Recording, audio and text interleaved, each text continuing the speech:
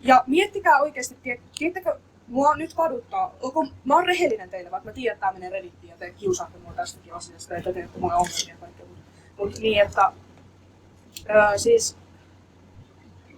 mä oon niin epätoivonen, että mies, joka on varastanut mut 1000 euroa, ja mä niinku tiedostan kaikki noin paskatyypit, mitä se on tehnyt mulle, niin mä oon niin epätoivonen, tai niinku mä ajattelen, että kukaan niinku tai silleen, että mä oon kaunis ja tälleen, mä tiedän, että kyllä mä saisin niinku miehiä, mut silleen, mä oon jotenkin silleen, koska en mä tiedä, niin mä soitin tälle kyseiselle miehelle tänään, koska mä en tiedä, mä oon oikeesti sairas ja mun pitää oikeesti hakea apua tähän, että niinku silleen ihminen, joka ihan sama mitä se tekisi. Siis vaikka se leikit puukottaisi mua vaikka jalkaan, niin mä varmaan ihan leikit huomenna antaisin anteeksi ja olisin vaan silleen, että ei mitään niinku.